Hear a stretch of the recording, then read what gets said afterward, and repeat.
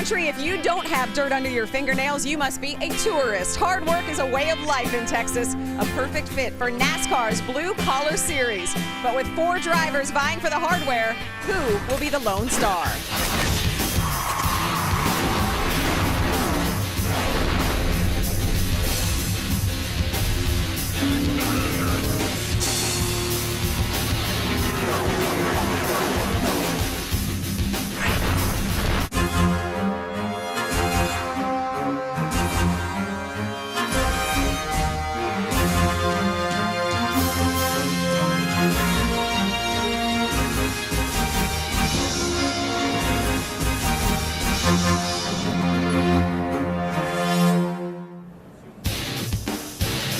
2 weeks ago, this area was rabid with baseball fever when the Texas Rangers came 1 out away from winning Major League Baseball's World Championship.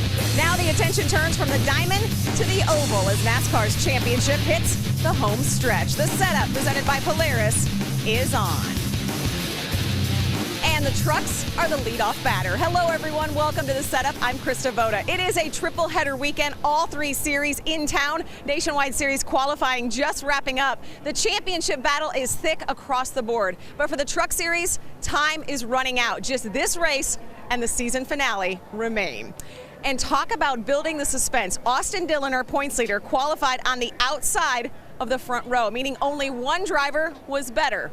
And it's the driver chasing him in the points, James Buescher. Last week, Buescher was only 3 points behind Dillon, but NASCAR's smallest track dealt out some major blows. Here's a look back. Last week, the trucks entered Martinsville with just 16 points separating the top 4 drivers on the road to the championship. This racetrack is so tough, so small, so tight. You get a lot of beating and banging, you get a lot of tempers flaring. 200 laps from Martinsville Speedway. Green flag in the air, we're underway. The last 2 Martinsville winners, Ron Hornaday and Johnny Sauter, knew that they would need to take an early lead if they were going to gain some ground on points leader, Austin Dillon. But getting the lead and holding it would prove to be challenging. Johnny Sauter, he's applying all kinds of pressure to Hornaday. Here comes Hornaday for the lead. Challenge for the lead now. Here comes Johnny Sauter to the inside on Hornaday. Hornaday takes the top spot away from Johnny Sauter now, so Hornaday out in front. Coming in, Hornaday was 4th in the point standings. Right now, as they're running on the track, he's 3rd, just 2 points behind Austin Dillon. Dillon wouldn't be left out, though, quickly moving up and passing Kevin Harvick to take the lead on lap 141. Here's our point leader, Austin Dillon, as high as he's been this entire race there, moving up into the 2nd spot. Point leader, now the race leader. Once again, is Austin Dillon. Gets by Kevin Harvick. With 15 laps to go, Cup Series regular Denny Hamlin decided it was time to move up and take advantage of a bad restart. Hornaday didn't get as good a start this time. Austin's going to clear him down into turn 1. And Denny's going to be on the inside, too. He's not going to give Hornaday room on the inside. How about Denny Hamlin on the inside? Way up the racetrack goes Austin Dillon, and Denny Hamlin takes advantage. He goes to the front. Denny Hamlin's previous best in the Camping World Truck Series was 3rd in Atlanta back in 2008. He wants to join the fraternity of drivers that have won in all 3 series. He will win in Martinsville. Checker flag. Great job, Denny. Awesome truck, guys. Thank you so much, Ryan, for giving me my first win. I appreciate it. Thank you. So with just 2 races to go, the points shaping up like this. Now, Timothy Peters is still fighting for the title, but he is off of this graphic because he is 48 points back. It's shaping up to be a 4-horse race. Sauter and Hornaday are now tied at 15 points back. Austin Dillon did stretch out his lead, but now he has even more challengers, including James Buescher, who's with Ray. A second career pole was a big deal for James Buescher, but I'm going to play the racing fairy here, and I'm going to give you one wish. You can either get a win tonight at your home track in Texas or the championship. Which do you pick? I'd probably take the championship. You know, we got a lot more races. You know, there's more races than there is championships, so those are fewer and far between, but, you know, hopefully we can have both. I think we have a fast enough truck to maybe pull off both. You know, the XI battery Chevy's been fast all weekend. From the time we unloaded, we really didn't make very many changes in practice, and you know, it was obviously fast in qualifying, starting on the pole tonight. So looking forward to tonight's race, and you know, move on Homestead after this one and, you know, try to go get the championship too. All right, we wish you good luck. That is James Busher, 11 points out behind Austin Dillon. Now let's check in with my broadcast partner. Here's Hermie Sadler. Well, thank you, Ray. And the points leader is Austin Dillon, a whopping 11-point lead heading in here to Texas. But you guys start side by side tonight. How important it is for you to be able to race the guy you're racing for the championship right from the drop of the green flag? Oh, it's great. You know, coming into this race, we brought a truck here that we really race well with, and it's not a great qualifying truck. And to start second, it was a great job for these guys to come here, and they knocked some drag out of the truck before we got here, so it was nice. And I feel really excited about tonight. Really worked all day yesterday on just getting our truck to drive good in traffic. We took our teammates out there and ran together, and very excited tonight. I feel like Texas is a place that I want to win at. I've had some chances too and haven't been able to get it done, so tonight's the night. Well, that's Austin Dillon. He starts P2. He is your championship leader. And number 3 fans, a big announcement today in the media center here at Texas Motor Speedway. The number 3 will be back on the racetrack next year in the NASCAR Nationwide Series with Austin Dillon behind the wheel. A lot of excited people to see that. Krista? Absolutely, Hermie, a popular number, and a lot of folks very excited to see that number 3 nationwide car for next year. But back here in the Truck Series, not only did Martinsville last week tighten up our championship battle, it also provided a backdrop for some tangles, one in particular between teammates. Take a look. They were side by side on pit road and actually traded a little paint coming off of pit road. Not too happy, those teammates, the 9 and the 5. Max is crowding him a little bit. Remember, there are trucks on the inside of Todd pitting. Rubbing all over down the side of the truck on pit road, pinching me. So I'm going to hit the guys that are pitting under inside. Tempers really flaring here to bring out this, the 6th caution. It was teammates that caused this caution. They race for 4th and 5th, half a spun, half the length of the back straightaway. Max tries to brake check Todd. There is no other way that truck would just spin around like that on the straightaway. Levy was slowing down to say, get off of me, Todd. This is the most ridiculous thing I've seen in my career. And that shows the truth of the person. I'm pissed, and now you're going to see what Max Pappas is pissed. There's a contact between Timothy and Brendan with 2 to go. A little bump to the back of that 62, gets him a little bit out of shape. And moves him up out of the way. But Brendan had Timothy squeezed all the way down the bottom of the front straightaway. Now Brendan's going to go back after Timothy. And they're going to be caught up with some more of the stuff with the 5 and the 31. James does an aggressive move on Todd here. Gets into the back of him and is able to squeeze past Todd and take the position. No, Todd's mad. Let's see what results. Bodine hit the back of the 31. Yeah, ran him into the 62. Ran him into Brendan. And now the 31 turns him. James runs in the back of Todd, turns him around, then runs in the back of Timothy Peters. And here's Max now. That's awesome. That's good short track racing. Short track racing.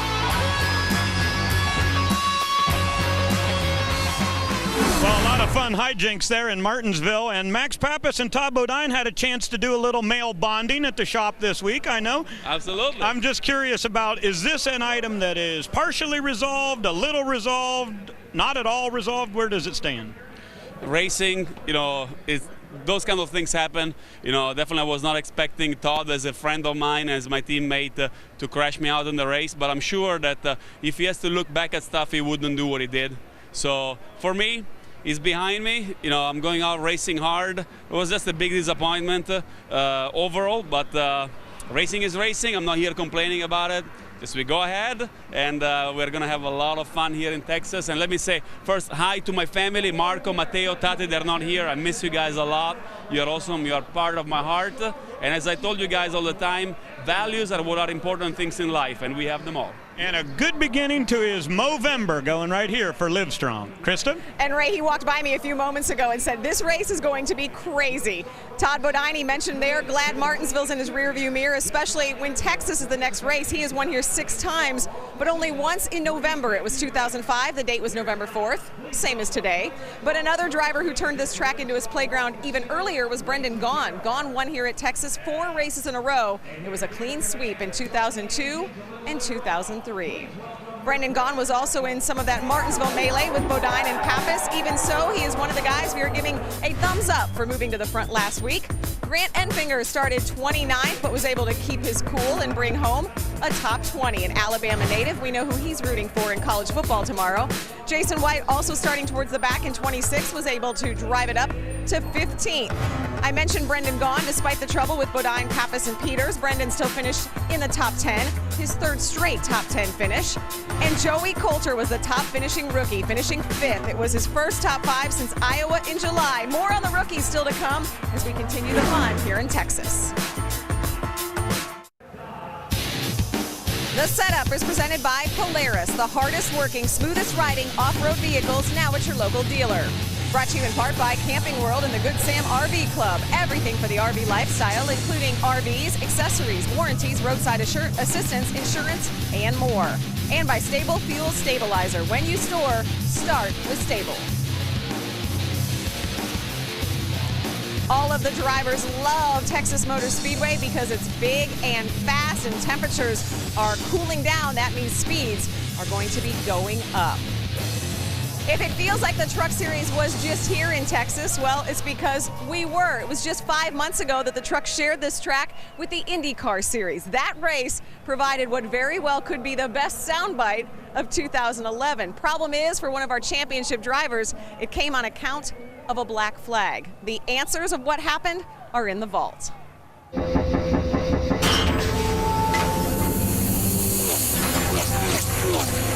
First attempt at a green-white checker. Can Johnny Sauter hold off Ron Hornaday Jr.? This is the restart. This is where it could be won or lost right here. Coming to the green flag. Johnny Sauter from the outside with the race lead, and Ron Hornaday chasing him down toward the inside. Hornaday slides in the line in that second spot as Johnny Sauter is able to get away. Johnny Sauter moves down the racetrack before he gets to the start-finish line. They could black flag Johnny Sauter for that move. He cannot move out of his line until he gets to the start-finish line. White flag in the air. Johnny Sauter is leading, but will he be able to hold on to that spot? They're going to black flag Johnny Sauter. He changed lanes before the green flag flew. They're going to take this win away from Johnny Sauter. We saw it was obvious. He was way to the inside before they got to the start-finish line. Coming in at turn number 4, Johnny Sauter's in front. He's been black flag. It will be the win for Ron Hornaday. Win number 3 in Texas. I'm not going to focus what he judged, the judgment he just did, but actually all came down. I seen him slide a little bit, and then he just kept the momentum coming in front of us just to blocks a little bit. And then when he figured it out, he came back up there. But it's just an unbelievable day. I'll take that. Johnny headed back to the garage. Comment? God bless America. Got a good restart at last. What do you think NASCAR's decision is on this restart? He's got a lane to race down there. You know, we both spun the tires. It's just whatever, you know. You gonna go meet with NASCAR and try to get an official word from them? Nah, it's official, isn't it? Johnny Sauter. Ron Hornaday about to go to driver intros. I know you had a big win here in the spring. A second, a first, and a first are your last 4 races. So where do you stand in this championship chase? You tell me. I mean, we're just going to do the same thing. Kevin Delaney's gave me a great truck again. And One Lane Financial Group come aboard, and Elliott Sadler's on the pole, so that's good for them. So we'll let you know by the end of the race. More information coming later from Hornaday, Krista. Thanks. Hornaday is in the thick of this thing, but there is another battle going on as well. It's the battle for Rookie of the Year. The rookie battle certainly tight. We knew at the beginning of the year with the new talent we had in the series, it could play out like this. Right now, Joey Coulter is leading the youth movement, but he actually has the lowest best finish of these 4 drivers. Cole Witt had all the momentum at the start of the year. He is currently second in points, 4 back. Some other rookies to keep an eye on. There's Johnny Sauter, actually, from driver introductions. There you see Joey Coulter. Joey Coulter, definitely a contender. He loves this track. Starting 14th tonight, Joey Coulter, teammates of Austin Dillon. Cole Witt, as we said, he had all of the momentum at the beginning of the year. Cole Witt definitely a factor as well. He is 4 points behind Joey Coulter. Another rookie, Nelson Piquet. He has really been coming on strong. He is starting 7th, a great qualifier, still looking for his first win. And Parker Kligerman, 4th in the rookie battle. He may have the upper hand, though, because his best career finish of 2nd came here in June. Stick around, a lot more from Texas Motor Speedway still to come here on Speed.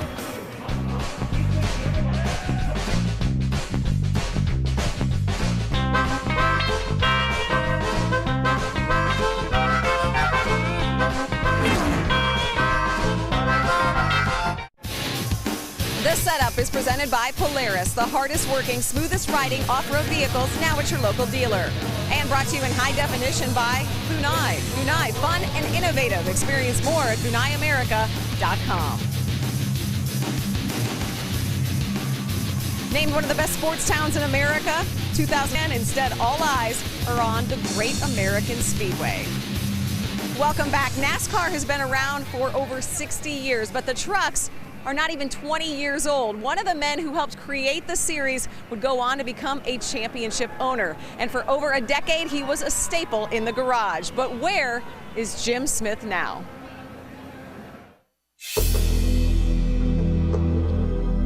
When you think back on Truck Series, what it is today is nothing like what it was when it first began.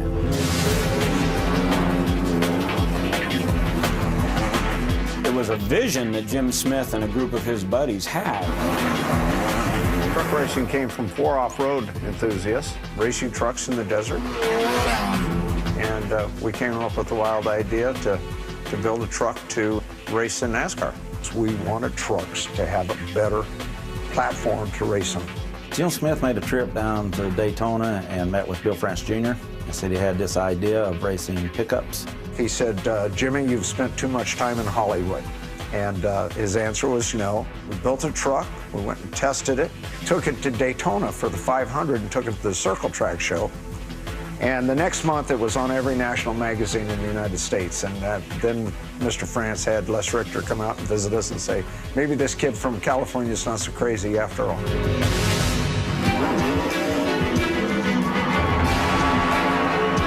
Ted Musgrave with victory number 6, victory number 11 for Ultra Motorsports this year. Ultra Motorsports was one of those teams that is a dream team. Jim Smith was the type of owner that I think a lot of owners in today's world would like to be. My job was really simple. Hire the best people, have the best parts, have the best motors, and go out and race against the best people. And that's what we did, and we did it very well. The team members of Ultra Motorsports, they were known as the Ultra Bad Boys. Ultra Motorsports worked hard, but man, did they play hard too. And that was sort of Jim Smith's reputation. We had as much fun off the racetrack as we did on the racetrack. 36 series wins gave Ultra Motorsports many opportunities to celebrate. But for 10 years, the season championship eluded its owner. The 2003 finale was especially cruel. They are going to black flag Ted Musgrave. Boy, how would you like to be black flagged out of a championship? It was an emotional roller coaster ride for Jim Smith, where he thought he had won a championship, and then it was taken away right at the end. In 2005, the men who helped bring the series to life finally brought the trophy home. Ted Musgrave is the 2005 NASCAR Craftsman Truck Series champion. Looking at all the years I let it slip through our fingers, we finally won that championship, and it was a great day. Jim Smith's first Truck Series title was also his last. Just weeks after hoisting the trophy, he announced he was shutting down Ultra Motorsports. Everybody was shocked. Here is an extremely successful program. Had just won the championship, and they were going to close the doors. Got a phone call from Dodge, and they were pulling out of truck racing. We had probably enough sponsorship to do it, but not the way I like to race. And to be honest, it wasn't just the sponsorship. I just was tired. I was tired of it. And I had some young kids, and I hadn't spent a lot of time with them. And I said, you know what? I'm just not going to do this anymore. I watch it every week, love everybody in truck racing. I miss it a lot, but I made the right decision. Whether he's here on a weekly basis or not, Jim Smith is an integral part of what we do each week. You know, 2 drivers who we haven't even mentioned yet are not only contenders to win this race, they could play a role in determining the champion. Kevin Harvick said this race is going to be nuts. Also here to play, the winner of the last 2 Fall Texas races, Kyle Busch. In fact, the last 4 times Kyle has raced a truck here, he has finished no worse than second. Keep your eyes on the Cup boys. They are here to steal the win. We will wrap up the setup next. Stick around.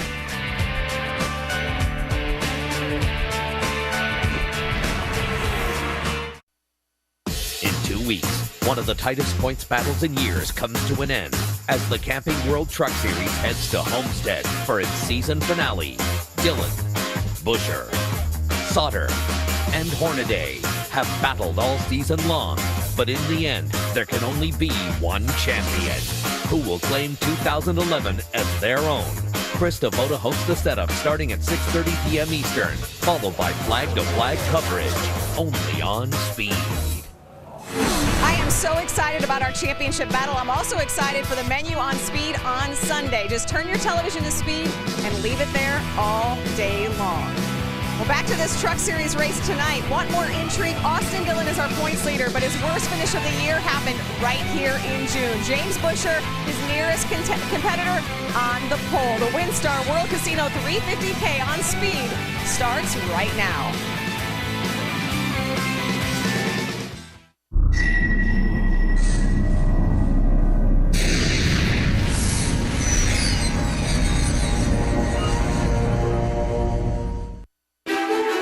It's the meaning within a pair of boots. The accomplishment surrounding a cowboy hat.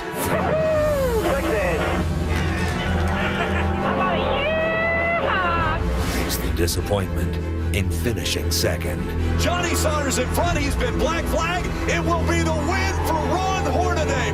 And side-by-side duels on the wild open road. Big hit. Coming off turn 4. It's a hard hit to the outside. It's a town where victory lane is only big enough for one lone star. Never a dull moment. We're a team to be reckoned with. Track position much harder to come by here in Texas. Who's it going to be tonight? Round up the trucks. It's Texas. And it starts now. Live on Speed. The Lone Star State will have to be a little more generous this evening because we have numerous stars in tonight's race. Welcome to the WinStar World Casino 350K presented on Speed by Ram. To kick it all off, let's go for the pre-race ceremonies. Ladies and gentlemen, at this time, please rise and remove your hats as the 3rd Mission Training Group Color Guard presents our nation's colors. And please remain standing as Texas Motor Speedway track chaplain Father Jay Atwood offers tonight's invocation. Almighty and eternal God, we give you thanks for all the blessings you have bestowed upon us. We give you thanks for the freedoms we celebrate in this country and the men and women who defend those freedoms every day. We give you thanks for all those who make motorsports racing such a great event. The drivers, the crews, the teams, their sponsors, the flagmen. And Lord, we ask for your safety and protection this night as they compete. Allow them to do what they do to the best of their ability. And remind us all that what we do to your honor and glory. And this we ask through Jesus Christ our Lord. Amen. And here to perform our national anthem from the band Vintage Daisies and vocalist at the School of Rock in Austin. Please welcome Ariel Herrera and Peyton Keller. Oh, say, can you see by the dawn's early light what so proudly we hailed at the twilight's last gleaming, whose broad stripes and bright stars through the perilous fight, oh, the ramparts we watched were so gallantly streaming. And the rockets, the red cloud, the bombs bursting in air, gave proof through the night that our flag was still there. Oh, say does that star-spangled banner yet wave? Oh, the land of the free and the home of the brave.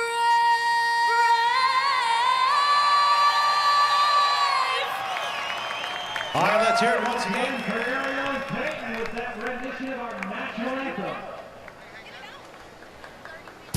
Little cooler temperatures in the Texas area have the fans bundled up. The drivers are climbing in. When we come back, they'll fire the engines in Texas.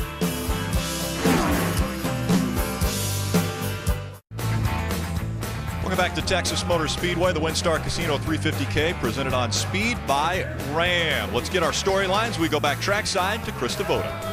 Bottom line, 4 drivers within 15 points of the title. So what are the storylines? Well, the math is simple. Every position equals a point. So track position means everything. But keep your eye on Kevin Harvick and Kyle Busch, because the positions they take away also take away points from our title contenders. And what about our front row, number 1 and number 2 in the points? This first lap is going to be crazy. Whoever leads it gets that point. Why watch this race?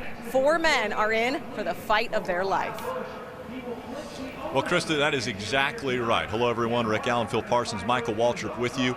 A great points battle, a great championship race. Now, Michael, I have to ask you, how much is experience going to play into this championship when we've got 2 21-year-olds right now leading the points? It looks like it's going to play into it big time, Rick. Ron Hornaday is the only one in the top 4 in points that have won a championship, and he's won 4 of them, and he is on the gas. In the last 4 races, Phil, he has 2 wins and 2 second-place finishes, gaining 32 points on the championship lead. He's on it, and the other guys, they've stumbled, Phil. They have, but Austin Dillon, our point leader right now, in the last 7 races, he stumbled at Las Vegas, but the other 6, he averaged finish about 3rd. So he's on it too. He led 40-some laps here in the spring, but he got into trouble with Matt Crafton on the front straightaway, ended up with a poor finish. He needs to avenge that finish. Austin Dillon is very, very good on the 1.5 miles, and he's going to be very, very good here tonight. They're very confident in their truck. Exactly. And another thing that we've got to factor into this race, we've got 2 Cup stars that are going to come into play as far as our championship with Kyle Busch and Kevin Harvick in this race. And I would also look at speed.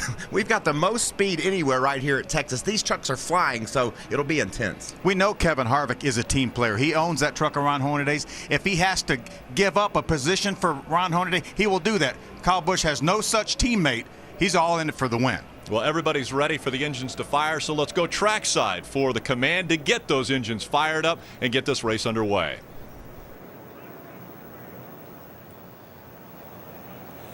And now, race fans, for those most famous words in motorsports, please welcome a guest of WinStar World Casino, Ronnie Erdman. Drivers, start your engine! 10-4, bud. Great. Okay, Austin. Go ahead and fire it up here, bud.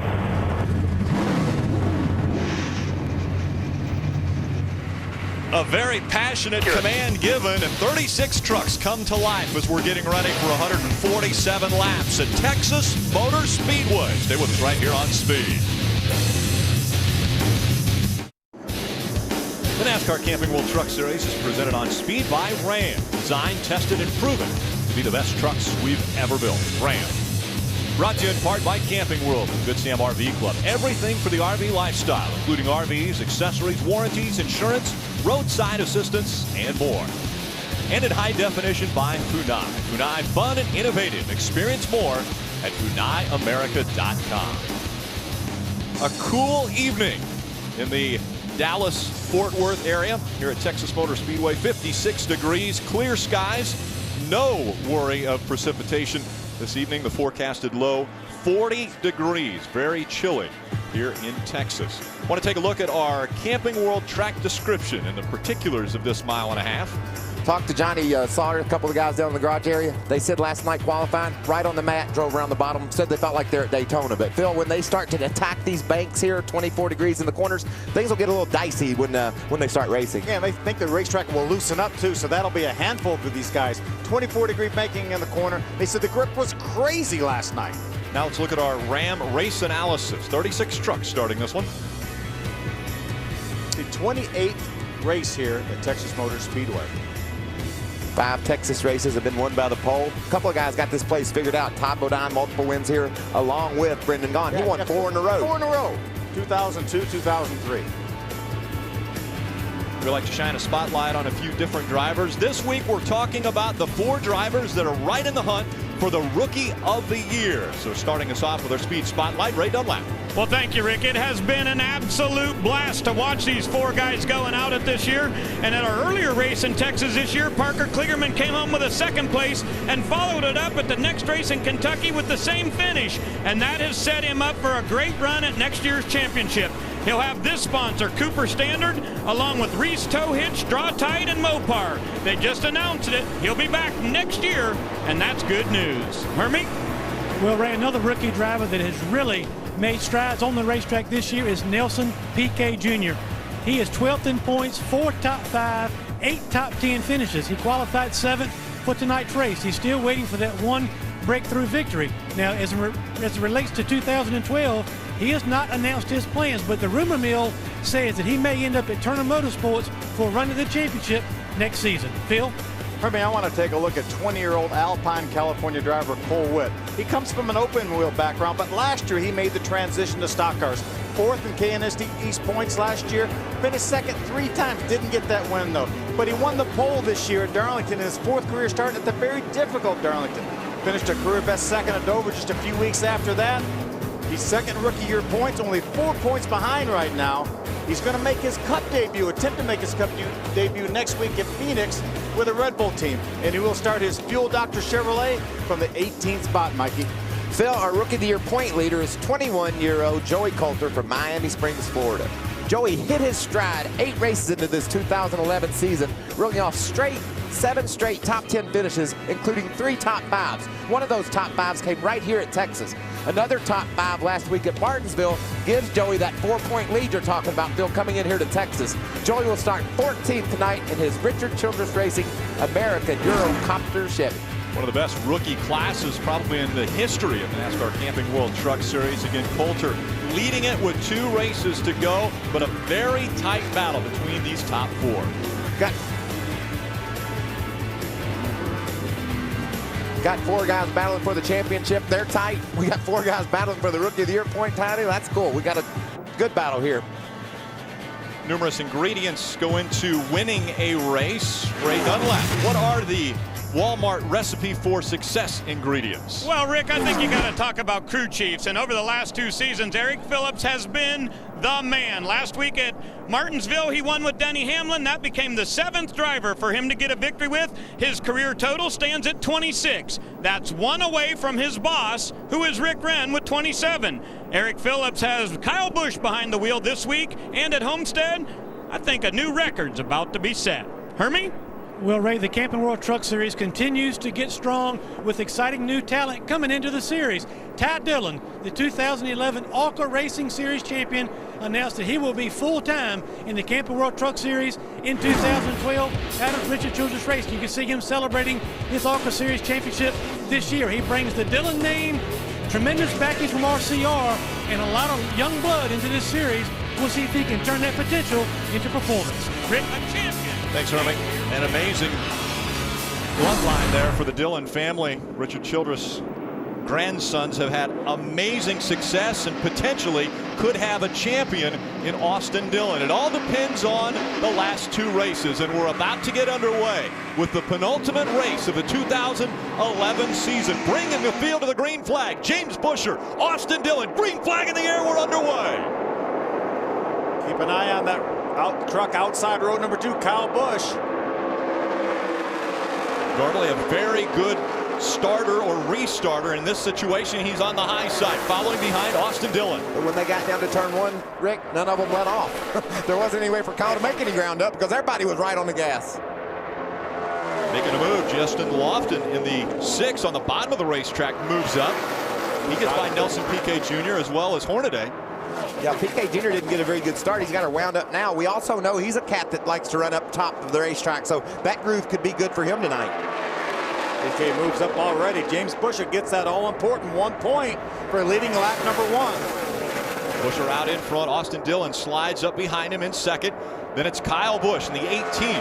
Kyle built this truck. That team built this truck specifically for this racetrack. They want to come out here and win. And felt like they qualified better than they usually do. They felt like Toyota's a little bit off qualifying as we see Hornaday make the move on Justin Lofton for 4th. They really felt like they did a nice job with their aero package to get a great qualifying effort for Kyle Busch. Side by side, Hornaday on the bottom of the racetrack. Justin Lofton on his outside. Lofton falls back. Hornaday powers by on the bottom of the racetrack.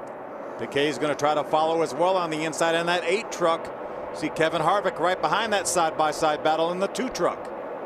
There's Ty Dillon right on the back of Hornaday. A little bit loose for Piquet Jr., a little bit on the bottom. Ty Dillon has been strong in both practices yesterday as well as qualifying. A very impressive performance early on in this weekend. We'll see how he does here in the race today.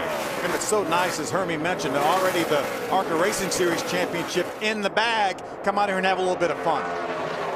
That's a bonus. Win a championship. Here you go. Take a ride in the truck. This is his second start. Talking about the 21 of Ty Dillon. He ran at Kentucky earlier this year. How valuable is this for that young man, Phil? Running along and behind Kevin Harvick there, watching that side-to-side battle, taking it all in, figuring out what he needs to do when he gets down on the inside of Justin Lofton. Meanwhile, Johnny Sauter, championship contenders all over his tailgate. Michael, you're not going to believe this. We're hearing that the 21 of Ty Dillon, you see him move over and slow down. He's being posted for changing lanes before they got to the start-finish line. You talk about experience, that's going to be a good lesson. How valuable is this for him, Phil? Just like racing around those championship contenders, now he's got to come to pit road and serve. And be careful not to speed. Yep. You see that left front tire? The left front. That could be a flat spot too, so you'll have to watch that truck. All right, all green all the way down. It's all good, man. We got plenty of time to get this back. Be interesting to see if he was speeding in that first segment too. And here's the restart. Take another look. See, Nelson Piquet Jr. is a little bit slow on the start, and Ty's going to move over right in front of him just as he got to the start-finish line. You can't change lanes, and he changed lanes, so wasn't much of an infraction, but it was indeed an infraction. Still out front, James Buescher has about a 0.3 of a second lead over Austin Dillon. Again, those two are the top 2 in our point standings. Austin Dillon coming in, your point leader. James Buescher second in the point standings. And there's Ty right now, but with the lucky dog, there's no sense to panic. Just stay up there somewhere close to the leaders. You know we're going to get a caution flag as we get a battle for second. Kyle Busch is on the inside in that 18 truck. And you see the 21 of Ty Dillon, again, a lap down now behind Buescher. So he'll be in between the 18 of Kyle Busch and that 31 of James Buescher. How about the Plano, Texas native here, James Buescher? How big would a win be at Texas, his home state? Heck, a win would be. I think if you went to Mexico, it would be big for him. He's been so close. He's contending for a championship. He's got to get to victory lane. Big run by Ron Hornaday going to the inside of that 3 of Austin Dillon. Hornaday takes the spot away, moves up into third. Big cushion right there. I think Austin's struggling a little bit right now. He's lost a couple spots here in the last 2 laps. Coming up on our 10th lap of racing here, 147 laps scheduled for this one. Just over 220 miles. You know, we saw Ty Dillon come to pit road to serve his penalty, Phil. When he came to pit road, he slid that left front tire. Watch, it gets a lot of smoke. It could have flat spotted that thing. Check out how much smoke comes off that left front. Is it enough to cause him problems, Phil? Let's see here. Pretty serious. Yeah, quite a bit of smoke right there, but you would think he would have the telltale vibration if it was really flat spotted bad. We heard from NASCAR he was not speeding on pit road, so he obviously got it down to the right speed in that first segment. But potentially a flat spotted tire will give him a vibration, something that he'll have to think about other than worrying about what's going on the racetrack. Obviously a fast truck, as we see Kevin Harvick move by his teammate Nelson Piquet Jr. in the battle for 5th. Harvick takes the 5th spot, moves into the top 5 after starting this race in the 10th position. So it's Buescher, Busch, Hornaday, Dillon, and Harvick, your top 5. Then Nelson Piquet Jr., Lofton, Sauter, Kligerman, and Feast. How about Ty Dillon now moving past our leader, James Buescher, to put himself back on the lead lap? He's going to give Kyle Busch a run at Buescher, too, because Buescher had to slow up a little bit off 2 to keep from running into Dillon. It looks like Buescher lost the front end when he got down there to the corner behind Ty. Chased the truck up the racetrack, and Kyle Busch followed right behind him. They went a little higher through 1 and 2. Side by side on the right side, Justin Lofton and Johnny Sauter. I've been impressed with Lofton, haven't you lately, Phil? He just seems to run right around the top 10. Does a nice job in that truck, really gaining on it. Yeah, a lot of great things in store for Eddie Sharp Racing. They already announced that Cale Gale is coming over there with Ream sponsorship to run the full season, as well as Justin. So good things for Eddie Sharp Racing next year. There's a lot of energy around the truck series. Guys moving to different teams, sponsors coming on board. Nose to tail still for the lead. James Busher out in front of Kyle Busch. That Traxxas number 18 of Kyle Busch stalking the 31 of James Busher. How impressive is that move Ty Dillon made? We're seeing Kyle Busch. He can't get his way around our leader, Busher, but Dillon's not only driven around him, he's driven away from him. Kyle Busch is going to do it right here, though. James Busher moves up the racetrack. Ooh! Very close. Down to the apron goes Kyle Busch. Then he shoots up the racetrack, almost gets into the 31. And here comes Hornaday for second, trying to take that spot away. How about that young driver, Ron Hornaday, trying to get by Kyle Busch here? Ooh, close. Wide into turn 4. That moves Kyle Busch all the way up the racetrack. He has to catch it before he gets in the wall. And Hornaday catches the wall. Caution's out, caution's out. Caution is going to come out. Both drivers trying to get by. Looked like the 17 of Timothy Peters. They slid up the racetrack, and now Kyle Busch not happy at all. It's all good, dude. And Kyle Busch is going to turn the 33 into the wall. Our championship contender Hornaday in the wall. Well, Kyle Busch should be parked for this race and maybe the rest of the season for that. Holy cow, I can't believe he did that. Championship contender Ron Hornaday hard into the wall. Kyle Busch sends him in. You all right? You know, we saw him playing games like that at Martinsville, but we're running over 180 miles an hour here. Window net down on the 33 of Hornaday. The garage. The two trucks were trying to get by the 17 of Timothy Peters. I think it was a 07. Oh, the 07, excuse me. Pencil, that's what I was getting at. That is unbelievable. Yep, and that takes that 33 truck out of this championship hunt, I believe. Hornaday coming in just 15 points back, definitely in this championship hunt. Go back Gained to the 32 points See how bad on the lead of this championship in 4 races and have it all come to an end like that. Obviously, Kyle Busch is really mad at Ron Hornaday as they went side by side by that lap truck of the 07 of Johnny Chapman. Here it is right here. They go side by side. Hornaday has to go up. Kyle squeezes down on Ron, but Ron he's got to be in control of his truck. They both do a little bit of contact into the wall, but I believe those trucks could be repaired and maybe race for the win still. And the caution has come out now. Right now, the caution is already out. A little bit more damage on Ron Hornaday's truck. Very minimal damage to that 18 truck, but this is when he's going to show his displeasure to Ron Hornaday. He gets up against him, and he just won't never turn him loose, Mikey. He's running wide open in the back of that truck, and he finally turns him head on into that outside wall.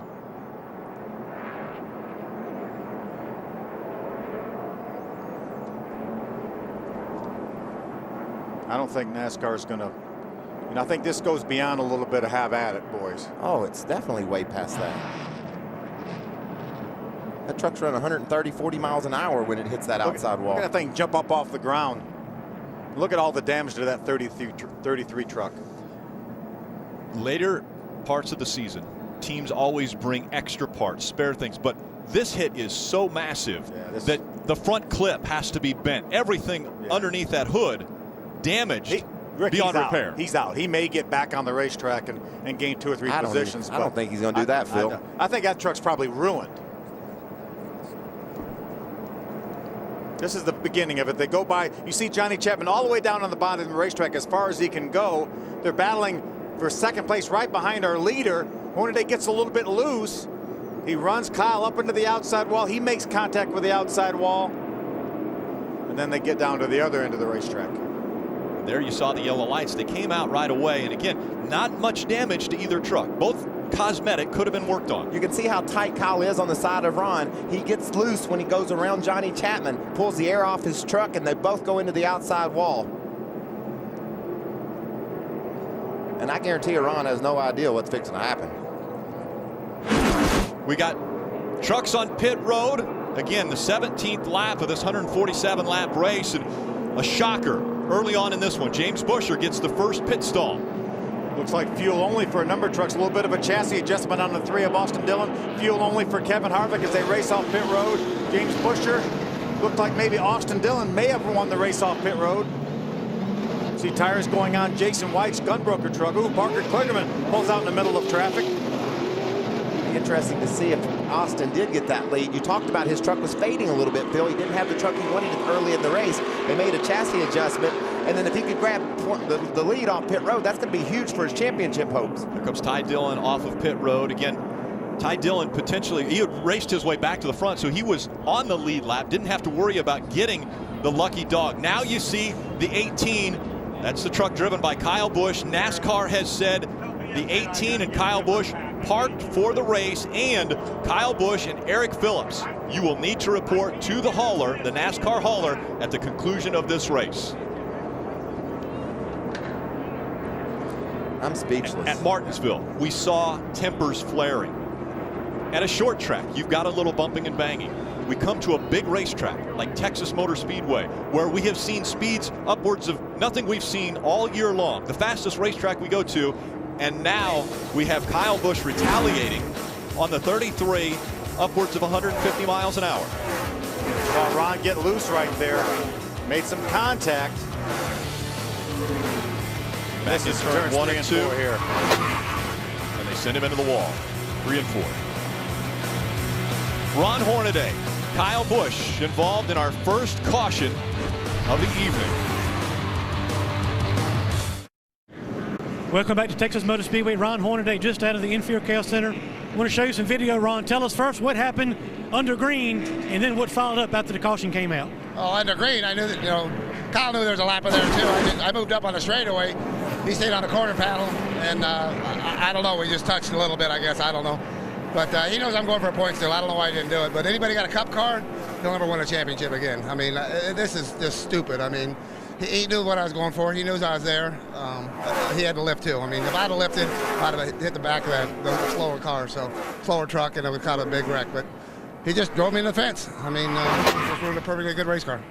That's a Ron Hornaday, unfortunately, done for the night, and his championships hopes done for the night as well, Rick. Yeah, just so disappointing to see this early on in this race as well as late in the season, as Ron Hornaday had worked so hard to get back in the championship hunt. That's a situation where Kyle Busch's temper just got away from him. He just got away from him. I know he's upset with Ron Hornaday, but that's uncalled for. That's uncalled for. Look, this is how the points run right now. See Ron Hornaday 50 behind. He's out of it. He's out of it. He's out of it. The most points you can get in any one race is 48. The new point system will eliminate Ron Hornaday from being a part of this championship when we go to Homestead at the final race. Kyle Busch eliminated Ron Hornaday. It wasn't the point system. Right. It's Kyle Busch. We're 20 laps in, and I don't know if I can speak anymore. I can't believe that just went down this early in the race. These guys will. Working around a slower lapped vehicle. The 33 and 18 moved up the racetrack into the wall. That brought out our first caution. Now getting ready for the restart. Out in front, Austin Dillon, Kevin Harvick on the inside. Green flag back in the air.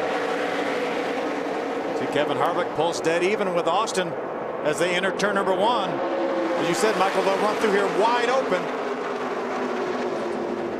62 problems for Brendan Gaughan, smoking.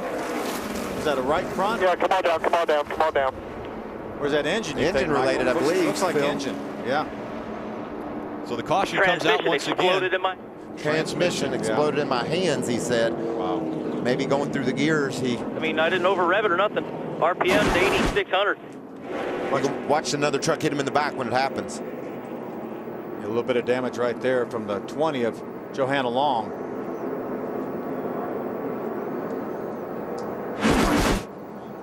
Four-time winner at Texas. Those were consecutive for Brendan Gaughan. Won't happen tonight. Out in front, Austin Dillon, your points leader. Tonight, the biggest party in racing revs up in the Lone Star State, and the excitement hits high gear as Kurt Busch and Jeff Gordon stop by for some fun. Don't miss NASCAR Trackside from Texas tonight. That's 11 Eastern, only on Speed. Under our second caution at Texas Motor Speedway, we'll be back for more of the WinStar Casino 350K. It's Camping World's destination recreation.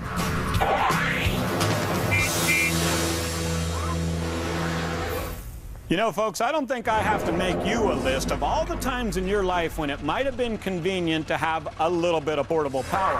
Whether you're tailgating, camping, a home emergency, or a weather backup. This could really come in handy. Now, this is a unit from Champion, and we have them at Camping World. This is their smallest generator, which applies 1,200 watts. Now, you can also get it all the way up to 4,000 or 7,500 watts. It's got an easy start system. You've got a 30 amp outlet right here, a breaker, and an on and off switch. Now, what I really love about this unit is it's lightweight. It's got a tubular steel frame, so if this thing falls off the back of your pickup, it's not going to get destroyed.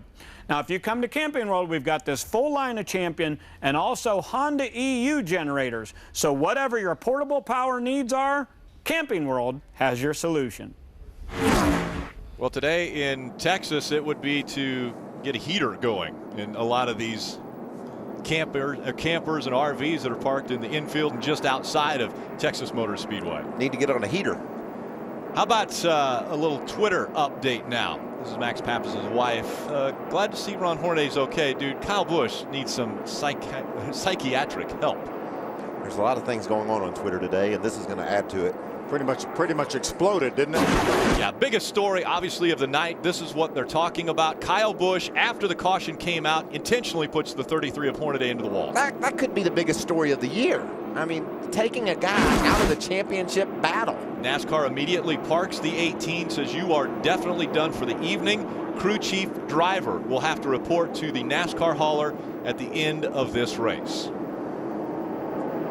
Randy Kaiser takes the pace truck off of the racing surface and onto pit road. Now it's Austin Dillon and the two of Kevin Harvick racing to the start-finish line. Green flag back in the air. Look at James Busher. He drafts over in behind Harvick. Maybe is going to push him by Austin Dillon. All right, after the green flag has come out, we want to hear from Kyle Busch. He is the big story, and he's standing by with Ray. Okay, Kyle has come out of the hauler, and Kyle, obviously this will be the big story of the week. That's the one question is, did you just lose your mind for a few seconds there, or did you consider that Ron was in the championship? Well, if you consider Ron was in the championship, maybe Ron could have played it a little bit smarter on lap 15 and checked up a little bit and given room to everybody around. You know, obviously, if you make it a three-wide situation, I can't go up in the dirt. You know, I'm already on the outside lane. There's not three lanes out here right now. It's a truck race. It's the first race of the night here this weekend. And, you know, so if I just lay over and give up everything for Ron Hornaday, that's not Kyle Busch's fashion. I'm out here to win a race just as much as anybody else is. And when he races up on my inside, gets loose, and takes me up to the fence, I ended up losing my cool. And I've been wrecked 4 weeks in a row, and finally I just had enough of it. And so I'm sorry it was Ron Hornaday, and he's going after a championship. But the fact of the matter is, it's just, you know, you can't place all blame on one person. There was two people that got into it to begin with, and there was two people that ended it. Thank you for coming out. That's Kyle Busch. Again, Kyle Busch, Ron Hornaday involved in an incident early in this race. Ron Hornaday out of the race. Kyle Busch out of the race as well, but Hornaday now out of the championship hunt. Look at this battle. These guys can go all over this racetrack. It will widen out 3 even. You could probably go 4 wide here. You can see these guys are starting to figure that out. On the right side of your screen while we were listening to Kyle Busch, Kevin Harvick did get the lead. Now he is in front of James Busher. Austin Dillon has dropped back to the 3rd spot. Nelson Piquet Jr. and Cole Witt are your top 5. As you can see, left side of your screen, everyone wants to talk to Kyle Busch about what went down about 10 laps ago. Meanwhile, we have a championship battle on our own here. Obviously, Ron Hornaday's not going to be a part of it, but we still have 3 guys chasing this championship. Yeah, only 19 positions on the track separate those 3 guys, and there's a lot of racing left to do.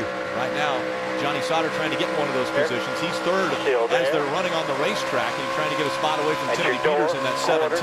Quarter, bumper, clear in. Johnny Sauter takes the 6th spot away from Timothy Peters. Sauter trying to move toward the front, get after his 2 closest competitors in the championship, Busher and Austin Dillon. Johnny Sauter was 19 points behind. He picks up a spot. That's the way the point system works now, Phil. You know, you pick up a spot, that's a point. And how many other points you're behind, that's how many trucks you got to pass to make up that deficit. So these guys are very well aware of what kind of battle we're in. And right now, Austin Dillon in a great position as we see Ricky Carmichael, who had to go to the back of the pack due to an engine change, move up to the inside of Parker Kligerman. And he's in the been 29 truck. He's been on a roll throughout this race. He's really fast, working the bottom of the racetrack. He's going to be able to clear Kligerman. Very close, but he gets in front. That's Ricky Carmichael in the Monster Energy number 4 out in front of the 29 of Parker Kligerman. Oh, caution. And the caution comes out once again here on lap 33. Johanna Long, the 20 truck, gets turned around right here at the start-finish line. Usually when you're stopped at the start-finish line and there's smoke around, you just want to race, but not this time. This situation. So Johanna Long gets it fired back up. She'll keep moving around the 1.5 mile Texas Motor Speedway. Again, just 33 laps into this 147-lap race after James Busher started on the pole to begin this one. He is now running in the 2nd spot behind Kevin Harvick. You know, Johanna Long got her best career finish here back in June. She finished 11th. Take a look at why the caution came out. 20 of Johanna Long on the outside of Jason White. Oh, Jason just run up into the left rear quarter panel. And how fortunate is she, Phil, to spin, running probably 150, 60 miles an hour right off the corner, not hit a thing. Yeah, late enough at the exit of the corner that she had some room to get to the inside. You heard Jason playing with the throttle there. Couldn't quite stay off her, though. She spent a lot of time down in the grass, so maybe those tires won't blow out. But as fast as she's going with the way they're flat spotted, that's a little bit of a dangerous game she's playing there. So Johanna Long brings out the 3rd caution of this race, and so many people are talking about the big story of this race when Kyle Busch turned Ron Hornaday. Here's another tweet. This one from Jelena Harvick, who is co-owner of the 33 of Hornaday. I agree. Seem to remember they parked someone else on a Sunday after Bob Pockrass mentioned Hornaday says Busch needs to be parked for Sunday. And what she's talking about, Kevin Harvick one time was parked for what happened in a truck race at Martinsville on Saturday. WinStar Casino 350K presented by Ram here on Speed, your motorsports authority. More coming up next. Welcome back to Fort Worth, Texas, under the lights for the 24th race of the 2011 season, and eventful is an understatement of what we've seen to start this one off. I didn't think we could top the action from last week and the excitement and the drama. That was good racing. This is just unbelievable. Yeah, it's uncalled for in our sport, really, to see what happened just happened. About the 15th lap. Yeah, what the two of you are talking about is the incident early on in this race between the 33 of Hornaday and the 18 of Kyle Busch. They're working around the slower lap traffic of Johnny Chapman here. And I'll give Ron a little bit of a break on that deal there. Kyle knew well that they were going to be 3 wide. And he had, Ron, he can say Ron should have let off. Well, Kyle could have given him a little room. There wouldn't have been anything wrong with that either. And this is the result down in turns 3 and 4 when Ron Hornaday just nails the outside wall. And if we go back to the original situation down in 1 and 2, here we go again with Kyle pushing Ron into the outside wall. He gets in his right rear corner. No choice, but he's going into the outside wall. Ron had about a half a truck length on Kyle when they approached that lap truck of Johnny Chapman. That's like, I agree with that for sure. You do have to remember, both drivers have a gas pedal and a brake. They could both let up in that situation. Either one. That Denny Hamlin looked a whole lot like Austin Dillon. We've been checking out social media. A lot of talk flying on Twitter tonight, and Phil will fill you in on what that means since you don't have a Twitter account. But I know what Twitter is. Oh, okay, all right. We've had a lot of tweets that have come across to our Twitter account here in the Camping World Truck Series, which is NCWTS on Speed. And here's what Denny Hamlin had to say. How about Speed Channel posting Twitter comments? Oh, wait a minute. He's talking about what we're doing right now. Well, and how about the fact that all the Twitters that we've seen and all the tweets that we were talking about are all unanimous? Yeah, it's very unanimous, and I think everyone saw exactly what took place. And it's a terrible situation for Ron Hornaday, who was fighting to win a 5th championship in the Camping World Truck Series, and so impressive the last 4 races. Top 2 finishes our last 4 races, and then this has to happen. How about Justin Lofton, Jason White, your top 2 as they come to the start-finish line. Green flag back in the air. Both those drivers stayed out on this caution flag. You see Kevin Harvick now moving into 3rd. He is the first truck right now that did pit on that caution flag. Along with Jack Smith, he's down on the bottom of the racetrack. He stayed out as well, so these guys are smelling the front. See if Jay White can drive off with the lead. 4 wide. Justin Lofton out in front, but as you mentioned, Phil, 4 wide behind him as they go into turn number 3. How about that move by James Busher? A big move on the bottom of the racetrack. Gets him up into the 3rd spot. Told you could go 4 wide here. James Busher wants to get out in front, wants to make it to victory lane in the Camping World Truck Series. He takes second away from Jack Smith now. So Buescher up into second. Look at Austin Dillon squeezing down on the bottom, making a move under Matt Crafton, trying to get around Jason White. Jason didn't get a very good start, but he's got her wound up now, and he's able to hold off Dillon down on the bottom. 3 wide, working through turns 3 and 4. Way to the high side of the racetrack. That's the 60 of Cole Witt. They're still 3 wide as they come out of 4. Cole Witt takes a spot away from Ricky Carmichael. Right-hand side, James Buescher's going after Justin Lofton, trying to wrestle that lead away here. Amazing thing happened yesterday in between practices. Justin Lofton, Joey Coulter, Ty Dillon, and Austin Dillon all got together in a hauler and started talking about how all their trucks were handled. And the guy who was leading the conversation, 21-year-old Austin Dillon, was talking from experience. How about the battle for the lead? James Buescher looking to get by the 6 of Justin Lofton as they cross the stripe. Buescher in front. James Buescher back to the front of the field here at Texas. And guys, don't look now though, but as they run on the racetrack, James Buescher is our point leader. By 2 points over the 3 of Austin Dillon. Oh, Justin Lofton says, I like this lead. James, you're going to have to work that bottom well to get around me, and that's a hard thing to do, Phil. He's taking air off the side of the truck. We saw Hornaday get sideways when Kyle Busch was up beside him. That's what Buescher's dealing with right now. Almost a little contact there as Buescher was trying to move up the racetrack. Justin Lofton moved down the racetrack, and so across the stripe that time by, it was Lofton that was out front. Here goes Buescher now on the bottom of the racetrack, and he's being followed by the 17 of Timothy Peters, who takes second away. And here comes Kevin Harvick to try to take over that 3rd spot. It opened up the bottom, lost enough momentum to allow both the 17 and the 2 to get by.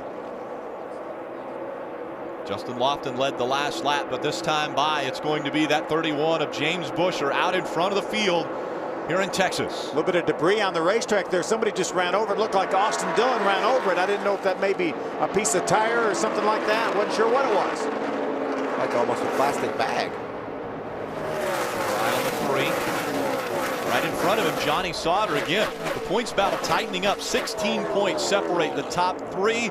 And unfortunately, 42 points back is the 33 of Ron Hornaday, out of contention for the 2011 championship.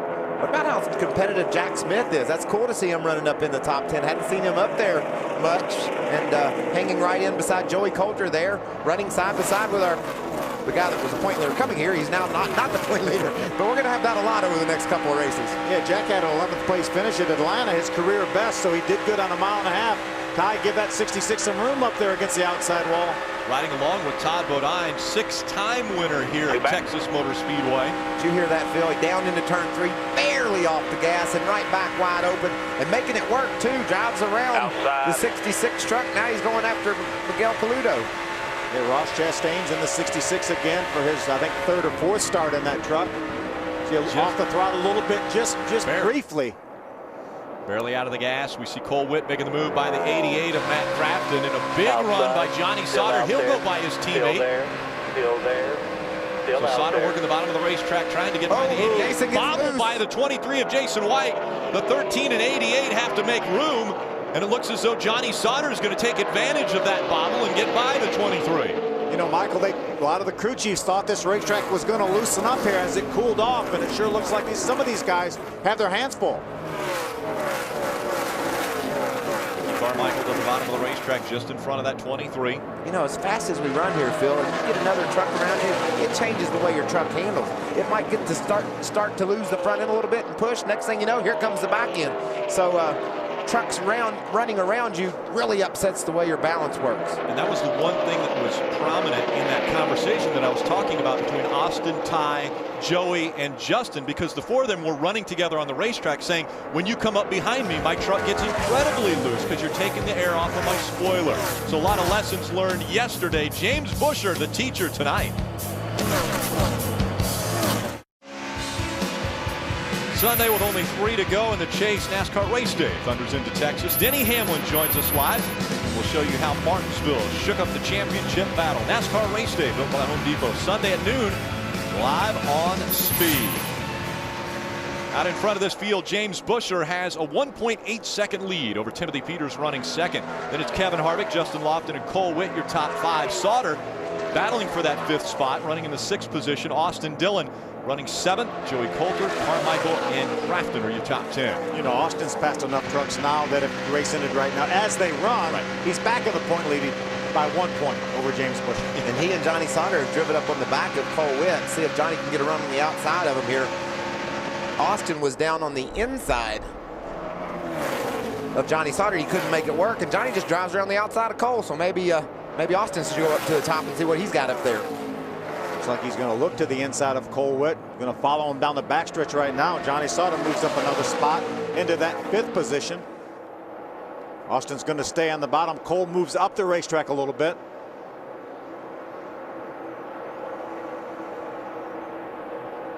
Again, Sauter running in the 6th spot. Cole Witt behind him. Austin Dillon. I think old Cole Witt's taken to this asphalt pretty well, don't you, Phil? Just a couple years ago, he'd never been on it. Spent a year in K&N, and now he's got a pole at Darlington, a couple seconds, and just runs right up near the front. And remember, he's going to attempt to make his Cup debut. Crash between the 32 of Blake Feast and the 29 of Parker Kligerman. Oh, and Jack Smith gets a little piece of it down on the bottom of the track. Does a nice job keeping that truck straight, but as you mentioned, look at all the damage to that Cooper Standard Dodge for Parker Kligerman. Tremendous amount of damage to the right side of that truck. Remember, one of our top rookie contenders coming in here. They were battling for the 16th spot. We'll see how damaged Blake Feast's number 32 is. Yeah, great qualifying effort for Blake Feast. Qualified 3rd for this race. But a lot of damage to that truck. There's a dude on his hood. Cyclone Aeneas. And take a look at how this happened. They drive down in turn number 1. Is Parker going to get a little loose? We've seen him have trouble with this year a couple times. Oh, he blows the right front. Yeah, cut down a right front tire. And you saw the damage to that truck, how hard he hit that outside wall. That's after hitting Blake Feast and killing a little bit of that momentum. Man, Blake thought, watch 63. I think he gets a little damage on the right rear of that truck. David Starr does a nice job, local Texas driver, getting woed in time to not get a piece of that. But there's the contact right there when Parker blows that right front tire. Hard contact for Blake into the outside wall. Here comes Jack Smith. Watch, he's going to get a little bit of contact just at the right rear corner. Turns him around. Blake Feast, after starting this race in 3rd. Watch that violent tire blowout. It just tears the fender off, and Blake Feast thought, what the heck? Where'd that come from? Parker Kligerman into the wall as well.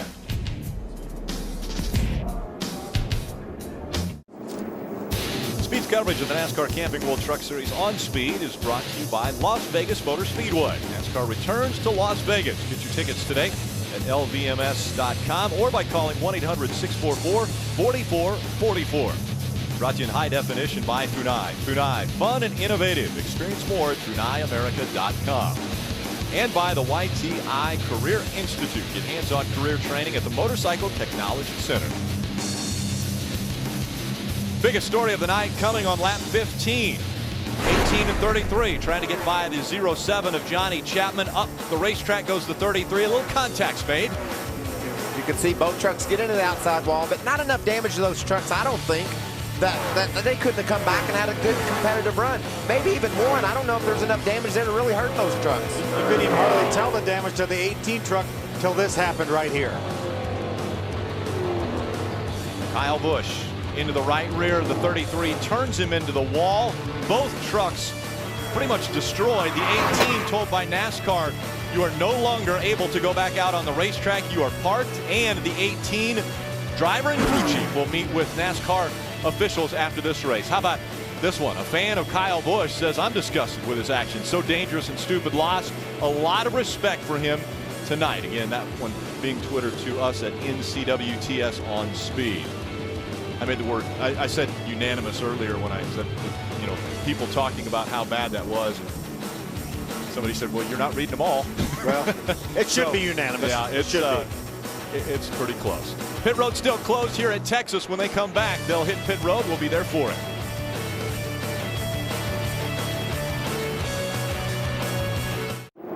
Welcome back. Pit road is open at Texas Motor Speedway. James Busher in front of the field. He will bring that field onto pit road now. Timothy Peters just behind him. Kevin Harvick, Justin Lofton, and Johnny Sauter, your top 5 as they make their way onto pit road, Hermie. Well, Rick, the last time Timothy Peters was on pit road, crew chief Butch Hilton put 2 tires on this truck. Since he's been back on the racetrack, the truck is too loose. They're going to take 4 tires, Sunoco fuel, and as you see it, a little bit of wedge to the left rear. Ray? Kevin Harvick in the middle of your screen. He wants to go with 4 tires here and said go back on the air pressure the way it was earlier. I like the truck a lot better. Justin Lofton, you see, getting a wedge adjustment. In that number 6, he's just a little bit loose off. On the right of your screen, it's the Exide Chevrolet. Michael Shelton, the crew chief, said we got to get 4 tires here and get ourselves set up for a later run. James Busher is going to go from the lead to about 8th place. A big pickup by the 13 of Johnny Sauter. He moves up 4 spots and wins the race off of pit road. Ricky Carmichael makes up 7 spots, comes off pit road 2nd. We'll line them back up when we come back to Texas Motor Speedway. The penultimate race of the NASCAR Camping World Truck Series season, and we've got it all right here on Speed.com, your home for up-to-date news, photos, and information from around the garage at Texas Motor Speedway. You go to the NASCAR section of Speed.com. So again, the big story happens on lap 15. The 18 and the 33 involved in an incident that brings out the first caution and wipes out Ron Hornaday's chances of a championship. And we'll get a free pass here, Michael. Yeah, the Aaron's Lucky Dog is going to go to Clay Greenfield. We've had a couple that we hadn't talked about. Johnny Chapman got one, as did Jake Crum. So Mr. Butler, there's your lucky dogs for the race so far tonight. And there was a big crash on lap 13 or 14 that if you didn't happen to watch it, you might ought to stay tuned and try to catch a replay of that. We've had 4 cautions. The most recent coming out for the 32 of Blake Feast was hit by the 29 of Parker Kligerman when the right front tire blew. I love what's going on in pit road, Phil. We're mixing this running order up every pit stop. You got guys only getting a little gas, some guys taking tires, so we're seeing a lot of different trucks at the front of the field. Right now, the first 2 trucks, Johnny Sauter, our leader, and the 13, Ricky Carmichael, both fuel only with adjustments on this last round of pit stops. Jason White's used that strategy several times. Now he's up to the 6th spot. You see starting on the outside. See if Jason can get a good start here. His last one wasn't so good. Johnny Sauter bringing the field back to the green flag on his inside. The 4 of Ricky Carmichael. Bad start on the inside. Is that Joey Coulter in the 22? I think it's Jake Crum. That's Jake Crum in the 55. Does he know Harvick's down there? Golly, crowded right down on Kevin, but he made it through okay. Crowded Jake out of the way. Paluda way up to the top of the racetrack, trying to go around the outside. Here comes Harvick to the inside, making it 3 wide. Big run by Kevin Harvick down the backstretch. Goes to the inside of that 23 of Jason White, trying to take that position away. He'll go by the 8 of Nelson Piquet Jr. as well through turns 3 and 4. Well, you know that 2 truck of Kevin Harvick's feeling good right now with those 4 tires. Falling back just a bit, the 4 of Ricky Carmichael after the restart, starting up on the front row. It's Johnny Sauter out in front. Corwin running 2nd. See those trucks skipping through the turns 1 and 2. That's where the tunnel runs under the track, and it's really rough. I've talked to the guys down there, and they say it really upsets the trucks because there's one bump, and then there's another one right after it. It doesn't get settled down from the first bump, so they really have their hands full down in turns 1 and 2. You know, when I was talking to the drivers during practice yesterday, they said the only thing that would possibly keep them from being able to run wide open is that bump over there at the tunnel. That's the tunnel turn. We hear that at Pocono all the time. Never really caught on here at Texas. No. Side by side for position between the 3 and the 17. Those 2 running for the 9th position. Timothy Peters, Austin Dillon. 3 wide is James Busher right in the middle of that, and in the middle of our points championship. Kevin Harvick just behind him in the 2, and right out in front of him Joey Coulter in the 22. Coulter looking to wrap up the Rookie of the Year title. The problem is he's got 3 guys that are right there with him and 1 in front of him in Cole Witt. Well, the guy running in front of him is his closest pursuer right now, only 4 points behind coming into this race, and Cole's very, very strong here tonight. Johnny Sauter out in front of the field. He's got a 0.6 of a second lead over Cole Witt. Joey Coulter running 3rd. James Busher and Kevin Harvick, your top 5. Here comes Austin Dillon looking to the inside of Justin Lofton. There's his brother Ty up on the high side. Guy making his 2nd ever start here in the Camping World Truck Series. Got his Speedway here just a few weeks ago, and Really has a great truck, now going to pull alongside his brother. You see all the room that he gives his brother, though. That's just a smart play right there. He doesn't want to have anything to do with his brother having any issues, and that was just a really respectful way to enter that turn. Had a run on Austin, but didn't take advantage of it. Riding along with that 5 of Todd Bodine, a 6-time winner here at Texas Motor Speedway, but hasn't been to victory lane in 2011 after his championship from a year ago. And he's never been a full season in the Truck Series without going to victory lane. Time's running out, Michael. We didn't see this coming either, Phil. He had a great season last year. Thought he would be really strong this year, and things have just gone bad for him. Well, he drove around the outside of Jason White there, way up the top of the racetrack. Jason's going to have to say, if you're all going to keep starting me in the front, you better make an adjustment or two, because I can't seem to hang on to her. James Busher just in front of the 2 of Kevin Harvick. Those two racing for the 4th position. See Kevin pulling right over to side draft, right over next to the 31 of James Busher. Busher up the racetrack just a bit higher, up into that 3rd groove. Ray, what's happening with the X-Side 31? Well, as I said, a track bar adjustment there. On lap 60, they put on 4 tires, and Michael Shelton, the crew chief, is reminding James, keep in mind those guys in front of you are on differing strategies. They either went with 2 tires or none. We'll be good. And remember, we can race the 2 if you want, but that's not the big picture. The big picture is these guys up in front of you. Go back up there. Let's get the lead. Everything's going to be fine. And he thinks that they've got more options on the next round of pit stops than Johnny Sauter. Ray, when you're talking big picture, our top 3 are separated by 5 points as they're running on the racetrack. Austin Dillon 4 in front of Johnny Sauter and 5 in front of the 31 of James Busher. What about Busher? He's dealing with a couple of our rookies too, and they're running side by side. That's got to make you a little bit nervous, knowing that you're battling for a championship, and you got guys that doesn't have the kind of experience that of running so fast on these types of tracks. And there may have been a little bit of contact between Kevin Harvick and James Busher as James gets by Joey Coulter. Now he's going to jump to the outside. Cole Witt's going to pull up in front of him.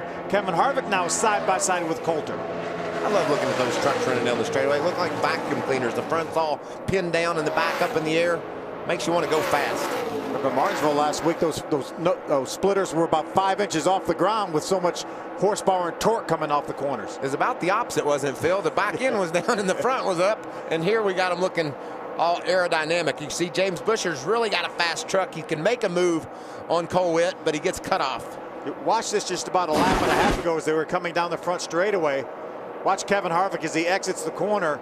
He's That's the back stretch there. Yeah, and he, right. golly, comes over and tries to side make contact. Harvick moved up the racetrack, got into the 31. Now we see the 31 of Busher in front of Cole Witt. So Busher leading that pack now as he has moved up into the 2nd spot. Cole Witt drops back to 3rd, Harvick 4th, Coulter 5th. Now we're going to see what 4 tires does against no tires, because James Busher has clean racetrack. Johnny Sauter's pulled out to about a 2nd half lead on him, but James Busher now is coming with those new tires, as well as Kevin Harvick, who's now moving into the 3rd spot. And we're about to pass the halfway point of this race, so just 1.5 races remaining in the 2011 schedule, and 5 points separate our top 3 in the points championship. How dramatic has this thing been as this season winds down, though? We would have never in a million years imagined what took place on lap 13 would happen with one of our 4 title contenders and Ron Hornaday being taken out by Kyle Busch. It never should have happened. We couldn't imagine it because it shouldn't have happened. And now the battle continues on the racetrack. Again, out front, it's Johnny Sauter. Had a 1.5 second lead last time by. This time it's under a second, the difference between the 13 and the 31. So James Busher, the fastest truck the last time by, trying to take away that top spot from Sauter. Yeah, almost a half a second the last lap. This most recent lap, a good 0.2 of a second, he clipped off that lead. I believe Busher might have the only truck when the thing gets all settled out that can run with this guy, Kevin Harvick. Harvick's truck's been solid since they said go, as has Busher's, and he's, I think he's got something for Kevin tonight. We know how hard it is to beat Kevin and Kyle when they show up to race. Well, Kyle beat himself tonight, and now Kevin looks like he'll have a chance to win this baby. Maybe a last man standing of that duo. Look at Joey Coulter. He's driving up all over the back end of the guy that's 1 point behind him, or 4 points behind him in the Rookie of the Year point standings. That 2.5 gap has been closed. Busher now all over the back bumper of the 13 of Johnny Sauter. So the battle for the lead Buscher's going to take it away from Johnny Sauter, the two that are fighting for the championship in 2011, fighting for position on the racetrack here at Texas. That was a big move for James Buscher now to take that lead over. James Buscher back out in front. He's led 37 laps of this race, of the 77 that are complete. It started out as a four-man battle for the championship, but on lap 13, Hornaday eliminated by Kyle Busch. It's down to 3. Welcome back, WinStar Casino 350K here on Speed, presented by Ram. Out front of the field, it's James Buscher. He's now got a 1.5 second lead over Kevin Harvick, who's moved up into the second spot in front of Johnny Sauter, who's in third, Austin Dillon fourth, and Cole Witt in the top 5.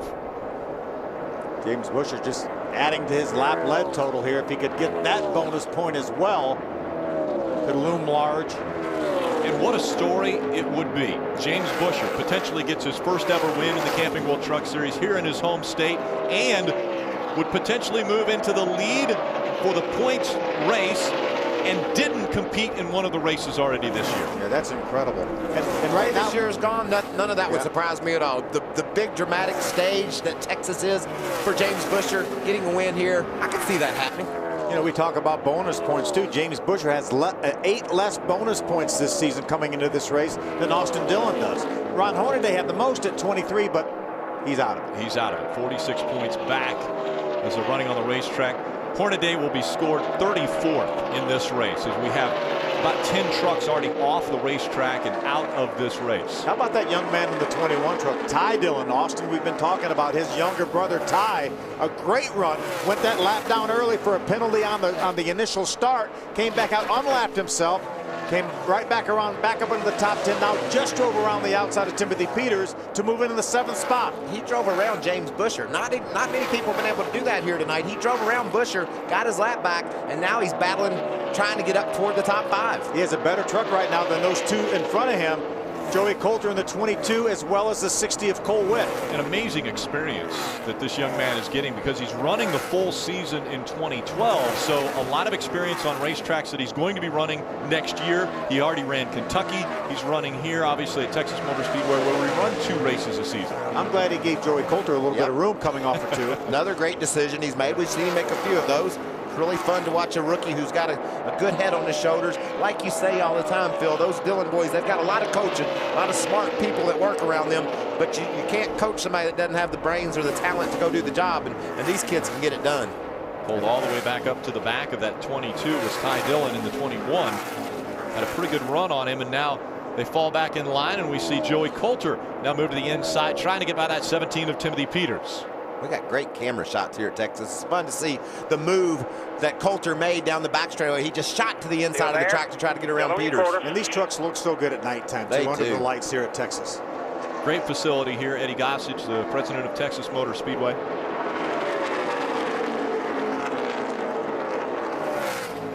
Side by side for position, continuing between Joey Coulter and Ty Dillon. There goes Ty around the outside of Joey. They've traded that spot around 4 or 5 times the last couple of laps. They're all over each other.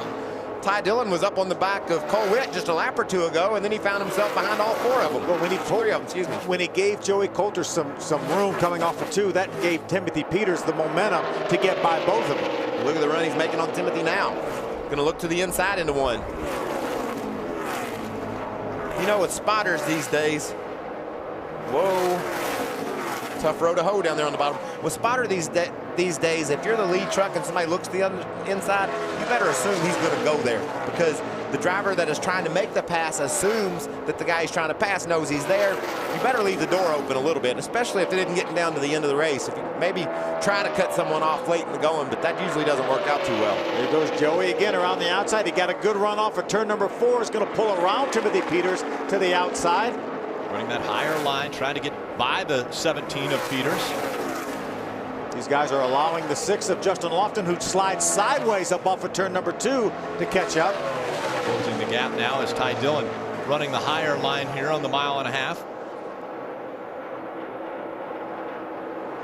Cole Witt just out in front. This 4-truck race that's taking place. Look at the run. Ty's going to get on the outside of Timothy Peters. Here comes Kevin Harvick. The battle for the lead is shaping up here. Under 0.3 of a second separating the top two, and now Kevin Harvick challenging for the lead here at Texas. How about if you could win your first race, beat Kevin Harvick in your home state? That'd be a big night for James. But man, if you beat Kevin Harvick, you've done a heck of a job. Anywhere, anytime, anyway. Kevin Harvick takes the lead away from James Busher as they make their way into turns 1 and 2. How many points? You know, obviously Kevin Harvick is not in contention for any points at all. He had to obviously declare the Cup Series. If he did get points in the Truck Series, how many points do you think he averages per entry in the Truck Series for himself? Well, and remember, the most you're supposed to get is 43 points, as far as that's the most points they would give, but there are bonuses at the front. So based upon that, I'd say he's probably above 40. Yeah, I'm going to say 40. 43. Unbelievable. But the one thing he does get points for, owner's points, and he could wrap up the owner's championship tonight. Kevin Harvick out in front of the field at Texas Motor Speedway. Busher, Dillon, Sauter, and Witt chasing in fifth. Fifth caution has come out. Jack Smith involved in this, as well as the 55 of Jake Crum. A tough night for Jack Smith already. Yeah, they were battling for the 17th spot. Jack got a little piece of the incident earlier, but you know, he had that truck up front too, so it's been an up and down night for Jack. Left side of your screen. Uh-oh. Jake gets sideways here, and Jack was all over him. He couldn't stay off him, and then Jake carries up the racetrack and squeezes Jack into the outside wall. Another look coming out of 2. Hard into the outside wall. And watch coming on here now, Phil. Harvick's going to go by as they're coming down the racetrack. There's Kevin Harvick going by. They come down, and then James Busher goes up on the high side. Both checking up to avoid an incident. Pit road will be open. This could be the final stop. They're inside their window. Harvick leading the field onto pit road. Hermie Sadler. When Johnny Sauter comes to pit road, an animated discussion on the radio about what changes to make to this truck. Joe Shearer finally wins out. They'll do a track bar adjustment, 4 tires in Sunoco fuel. Johnny Sauter is loose, Ray. It'll be an interesting decision to see what Austin Dillon does. They went back and forth about 4 or 2. Harvick says 4 for sure. You don't need to make any adjustments, and they know they can make the distance on fuel here. It will be 4 tires on the top of the screen. Looks like the 3 is doing the same thing. Sauter is away at the bottom, and in pit stall number 1, it's James Busher. They go with a track bar adjustment. They'll hang 4 tires on this Excite Chevrolet, and it looks like the 31 and the 2 are going to race to the line. Kevin Harvick will beat him. Busher is second. Our clock says the 31 of Busher got out in front of Kevin Harvick. Again, the line is just past where Busher's pit stall is. So a very good tight battle off of pit road. The reason we're under caution, Jake Crum in the 55 sideways. He collects the 63 of Jack Smith. Those 2 trucks out of the race. This month, don't miss the explosive series premiere of Stunt Busters, the new speed series that blows the doors off Hollywood stunt secrets and explores motoring myths, the hottest automotive technology on Earth. Stunt Busters premieres November 15th, 8 Eastern. Back-to-back episodes right here on Speed. You would have had to have been a stunt driver to get through what happened earlier on this racetrack. It was the 33 of Ron Hornaday, the 18 of Kyle Busch, the 33 on the inside. A little contact made there into the wall for both trucks, but it was the retaliation that was the worst. Now this is just racing here. Both those guys could have avoided that incident. They both just were charging. This isn't racing. This is Kyle Busch letting his temper get away with him and puts Ron Hornaday hard into the wall. Probably ruins that truck, maybe even ruins his own truck.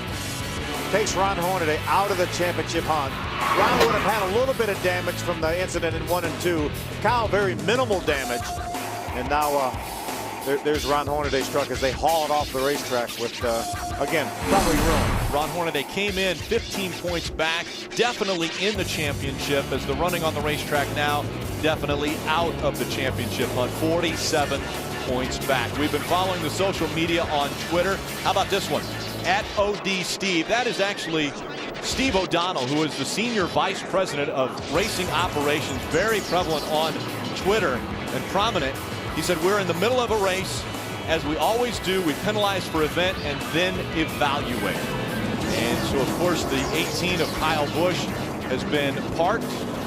He will not come back out on the racetrack, and they have also said that he and crew chief Eric Phillips, that's Kyle Busch and Eric Phillips, will have to meet with the NASCAR officials at the conclusion of this race. That happened on lap 13. That was a lot of laps ago, but what an amazing turn of events. Yeah, it's unbelievable. As race car drivers, it's an emotional game. You know, you're right on the edge of the chip anyway, and you just hope that you get a chance to catch your breath before you get an opportunity to do something like Kyle did, and he just couldn't control his emotions. And most of the time, cooler heads do prevail. I mean, you're mad, and you know, we saw it last week at Martinsville. Most of it happened after the race was over, probably uncalled for as well, but that was running 20, 30 miles an hour too after the race was over. There's no sense using trucks to settle scores. And the pace truck will make its way off of the racetrack. That puts James Buescher and Kevin Harvick on the front row. Buescher leading this one, gets back in the gas, green flag back in the air. 44 laps of racing to go from Texas Motor Speedway. Here comes Johnny Sauter. He's getting his way up toward the front.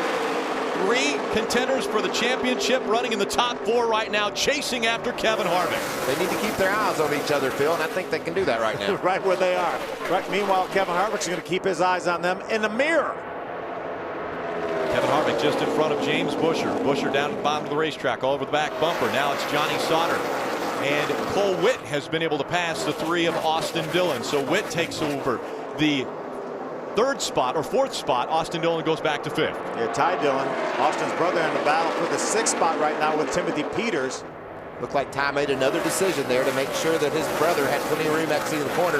That's got to feel really cool for the kid brother to have a chance to race with Big Brother, knowing Big Brother's racing for a championship. He's doing a great job. He drove around James Buescher, our leader, earlier, unlapped himself the old-fashioned way, and now he's battling up there in the top 10. And be able to give him a break every now and then. Ray, he's had a great start to this race. How are they doing?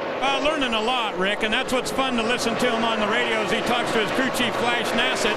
The entire team that he raced with in the ARCA series presented by Menards will come with him to the trucks next year as Ty goes full time. But he said with this particular truck, the longer it goes, it gets really, really loose, and he's surprised how much it changes from pretty neutral to about a 6.5 on the loose scale late in the run. You know, I want my crew chief to be named Flash Nassett. Flash is a pretty good name if you're in racing. Sounds like a great crew chief. Won a championship. Absolutely. I tell you, these guys are running fast laps right now. Right now, 4 of our top 8 drivers ran their fastest lap of the race that last lap. Kevin Harvick broke under the 30-second mark the last time by 29.716. That was his fastest lap. Did you see Ricky Carmichael almost getting to the left rear corner of Miguel Paludo as they entered turn 3? Ricky had to get out of the gas. Probably even got on the brakes there to avoid hitting Miguel. Going to allow Todd Bodine, because of that break in momentum, to get by Ricky on the outside. Now Todd's going after the 7 of Miguel Paludo. That's for the 12th spot. They're running on the racetrack, and Lofton has 11th, Miguel Paludo in 12th. And now Todd Bodine has taken away that 12th spot in front of Paludo. Goes to the high side, trying to get by Justin Lofton. Todd and his crew, led by Mike Hellman Jr., made some pretty significant adjustments on this most recent pit stop. They were under the back of the truck for an extended period of time, maybe working on a shock adjustment or maybe moving the track bar. You can adjust the track bar from the top side on the right side, but you can't do anything to the left unless you're under the truck or inside the wheel well. We know how those guys like to tune on that maybe during the course of the race. Maybe change some shock settings, like you said, spring rubbers here or there, but it looked like they had some pretty big wrenches under the back of that 5 truck. Probably a track bar change. Timothy Peters has 7th, just in front of the threesome of Joey Coulter, Matt Crafton, and Nelson Piquet Jr., who's moving up on the outside. Nelson is really fast on the bigger tracks. Talking to him about his truck here, he said, I like the big tracks. The little ones, I still don't have that figured out yet. Struggles on the shorter tracks, but thinks he's really got a good hold of this super speedway racing. He gains on it time after time. Here goes Austin Dillon around Johnny Sauter in a battle for 3rd. Clear.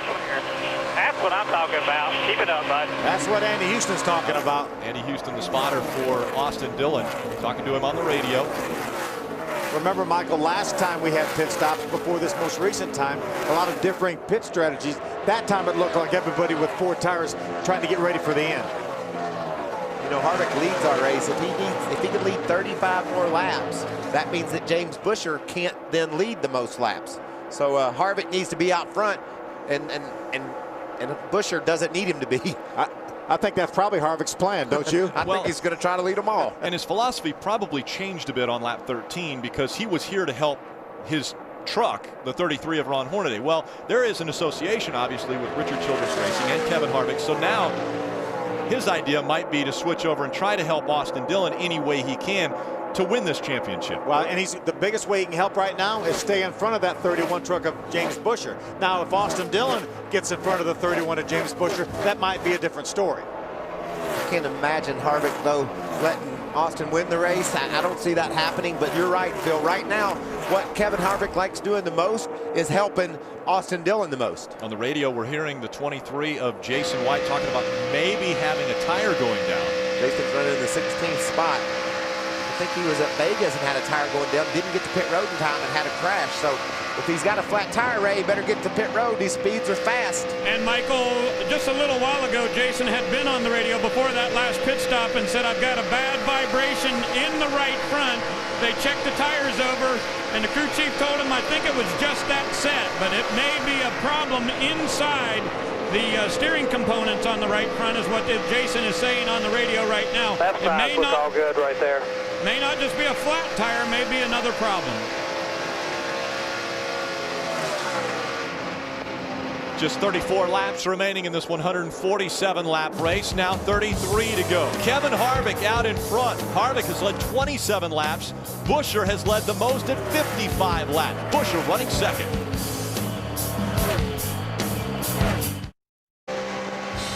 This month, unexpected motorists will get ambushed at the pump and given the chance to win cold, hard cash. Don't miss the series premiere of Pumps, November 17th, 9 p.m. Eastern, right here on Speed. Here comes Austin. James Busher trying to hold on to that second spot, but Austin Dillon making the move on the inside is going to take away second from James Busher.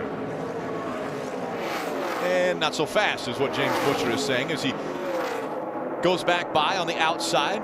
It's a big moment right here. This is a big swing. 2-point swing with this pass right here if Austin Dillon can pull it off. Yeah, and he's been the fastest truck consistently the last few laps. Phil, he's actually outrun Harvick in catching James Busher, but now that he's gotten there, can't make the move. You know, part of that is the draft is very, very important here with these trucks, Michael. With speeds upwards of 185 miles an hour on the straightaway, these guys really feel the effects of the draft, and it'll really pick that truck up behind and let them get a good tow towards the truck in front of them. And then when they get side by side, you feel like you're pulling a boat behind your truck. You just stall right out. Takes away all your momentum. Two trucks getting by at the 10 of Jennifer Jo Cobb. Again, these two racing for not only position on the racetrack, but for a champion. How about the two younger drivers back behind him, Joey Coulter and the 21 of Ty Dillon. Ty Dillon right now trying to take over that 5th spot from Joey Coulter. Looks like he has it for a moment. Ty's been running the high side for most of this race. Yeah, he enters real high too. We see some trucks go in a little low and then move up to the middle. He comes into the corner high. I like how he's trying to look around and see what it's going to take to make that truck handle the way he wants it to. He's obviously figured it out, driven into the top 5.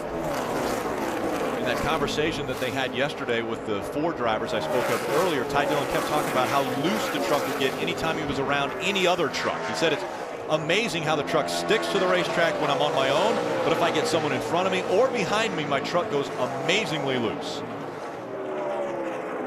James Busher still in front of the 3 of Austin Dillon. That's for the 2nd spot on the racetrack. Kevin Harvick has a 1.6 second lead over Busher right now. What Ty's talking about is just a product of the dirty air. These trucks have so much downforce on them that they rely on that clean air to get that downforce. When you get another truck around them disturbing the air, it robs that truck of the downforce, and that's when they get loose.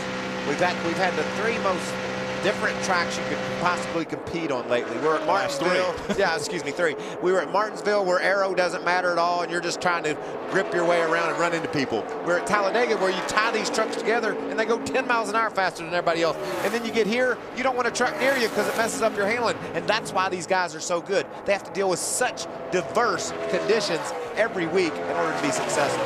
Ray, what is the 3 dealing with right now behind the 31? Getting a little bit tight, Rick. And, you know, Michael Shelton made an adjustment on lap 99. He went up on the track bar and also an air pressure adjustment on the right side to try to loosen that truck up a little bit. But James says it just gets tight. And you see him trying different lines on the racetrack to see if that makes his truck any better. He's well aware that the 3's back there, but right now they'd love to have another adjustment. But guess what? I don't think that's going to happen. Yeah, only 22 laps remaining in this race. And this is a big race right now. This is a big part of the race for James Busher. Right? He's got to keep him behind him. He's racing his rear end off right now to keep that spot. Austin looked like he was going to just catch him and pass him. James dealt with that. James coming in was 11 points back from Austin Dillon. Now 9 points back. A little bobble there by the 13 of Johnny Sauter. You see Johnny right now points as they run, 17 behind. If he loses these spots, and these trucks have caught him. Cole Witt passed him just a couple laps ago. Now Ty Dillon and Joey Coulter and these other trucks passed him. Each one of those spots is 1 more point, putting him a little bit farther behind. 1 more position. Hermie Sadler. Hey guys, I want to give a update here on Timothy Peters. He was kind of on the outside looking in this championship battle. Had a really fast truck and a decent run going. Now he is falling back to the 9th position. He is reporting on the radio that something seemed to be amiss under the hood. Maybe a valve spring, maybe dropping a valve in the 17. So we'll see if he's able to nurse that truck home and finish this race. But a good run going a little bit south for Timothy Peters. Timothy in the 17. We're still watching the battle for second here. Austin Dillon to the bottom of the racetrack trying to take the spot away from James Busher. Busher's been strong on the outside, though, as these two continue to battle lap after lap for second. When these guys line up nose to tail, they don't lose any ground to Kevin Harvick at all. When they get side by side like this, that allows Kevin to creep a little farther ahead. And James is going to have to start making some decisions. You can see him trying to crowd down there and keep the air on Austin Dillon, knowing that that will free Austin up. But you're taking a chance when you do that to Austin. He gets a little loose under you. You could get run into and crashed into the wall. So James has got to think about what he's doing right here. He knows how important, you can see there, he knows how important it is to hold this spot. They go by Rick Crawford, veteran of the Camping World Truck Series, driving that 73 tonight. Here's Timothy Peters looking at the inside of that 13 in another very important position on the racetrack and another point that Johnny Sauter is going to lose in this championship run. Yeah, I think Johnny Sauter has lost the handle on that truck. Looks like it's really, really loose. He's going to lose some more spots before it's all said and done. Here's his teammate Kraft in the yellow number 88, as well as the 5 of Top 09 coming at him. 17 laps of racing remain here at Texas Motor Speedway. Kevin Harvick, he's led 43 laps of the 147 scheduled for this one. We've got 17 left.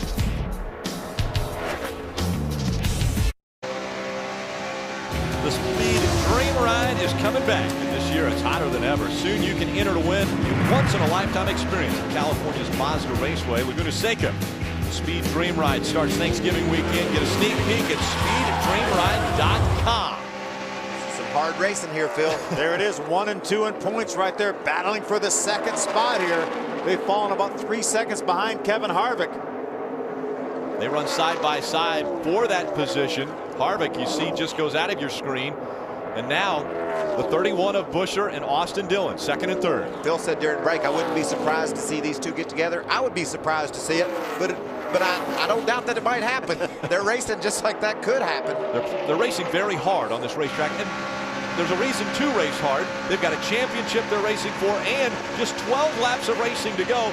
Busher's still looking for his first ever win in the Camping World Truck Series. And I love that they're racing hard for this position right now. Austin Dillon wants that spot. That's a 2-point swing right now. That's his closest pursuer right in front of him. And James Busher has led the most laps at 55 laps, but if Harvick continues to lead and wins this race, Harvick will have the most laps led, so he will take that point away from Busher.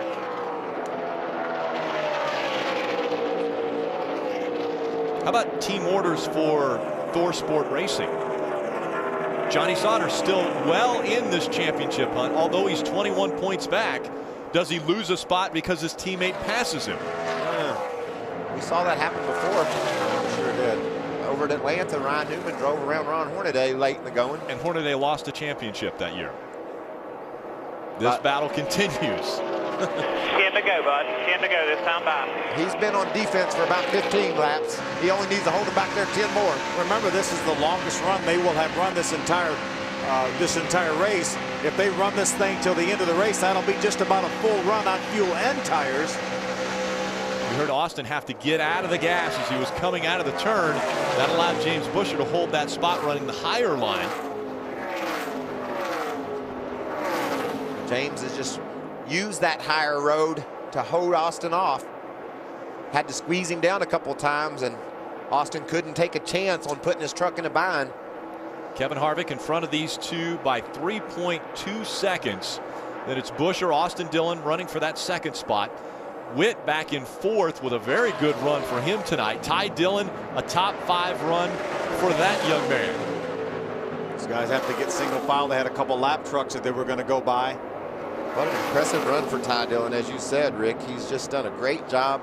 Avoided a lot of possible dangerous situations he could have gotten himself into. Made a mistake, passed before the start-finish line on a start, and had to make a pit stop. Drove around the leader, James Busher, at the time, made that lap up. So what a night for that young man. And that's what his brother's trying to do right now, drive around James Busher to grab that second spot. James Busher continuing to run up in that second line. Austin Dillon right on the bottom of the racetrack, but chases the truck up as they come out of the turns. This is good stuff here. Battling for a championship, battling on the racetrack at 180 miles an hour. Late in the going. Just 7 laps remaining here in this, the 24th race of the 2011 season. It's a big deal for Busher to hold that spot. He's driving like it is. Now, I don't know that it's that big of a deal. I mean, it could be a huge deal, obviously, at the end of the race in Miami. Caution is going to come out. David Starr, smoke coming out of the back of that truck. Oh my goodness. We're going to get catch your breath. Oh, wow. It's going to be a sprint to the finish. We sure do have some fun truck races. They want you on the apron. Remember that 4-second lead that Kevin Harvick had? That's gone. Gone. James Busher, depending upon where Kevin decides, but James Busher will either start on the inside or the outside of Kevin Harvick, looking for his first ever win in the Camping World Truck Series. I think Harvick starts on the inside, Phil, because so we can put Austin Dillon behind him, maybe a friendly face behind him, maybe get a push off Austin, and you're going to run that first turn after these tires cool down a little bit. I think they'll go right through there wide open. So look at there. A tough break for David Starr. You know how much he enjoys running this racetrack. He's had a lot of success at this racetrack, a lot of good top 5 finishes. But unfortunately, looks like it's going to be down here, Bob. Yeah. David, a native of Houston, Texas. Ran numerous laps in the driving school here, over and over as an instructor, and then raced many times here on the 1.5 mile. We'll be back for the green flag this afternoon. The NASCAR Camping World Truck Series is presented on speed by Ram. Designed, tested, and proven to be the best trucks we've ever built. Ram. Brought to you in part by Las Vegas Motor Speedway. NASCAR returns to Las Vegas. Get your tickets today at lvms.com by calling 1-800-644-4444. And by Camping World, the Good Sam RV Club. Everything for the RV lifestyle, including RVs, accessories, warranties, insurance, roadside assistance, and more. Racing under the lights at Texas Motor Speedway. There's your Aaron's lucky dog, 39 Ryan Sieg. That's his second lucky dog in a row. He's a double lucky dog. That'll give us 18 trucks on the lead lap for this shootout. Hermie Sadler. Yeah, Rick, we've been talking a lot about the 31 of James Busher and the 3 of Austin Dillon, but Johnny Sauter is also trying to hold on to his championship hope as well. He is currently on P8 on the racetrack, and he has had a conversation with Joe Scheer about this restart. He has asked them to ask his teammate Matt Crafton to try to help him a little bit on this restart, to not race him in a bad spot, to put him in a compromising position. So we'll see if the 88 helps the teammate, and we'll see if Johnny Sauter is able to have a good restart and salvage a few points. Ray? The radio just came on from Austin Dillon, and he said, where did the 31 go? We all looked up real quick and noticed James Busher wasn't there. Apparently, the 31 is out of fuel.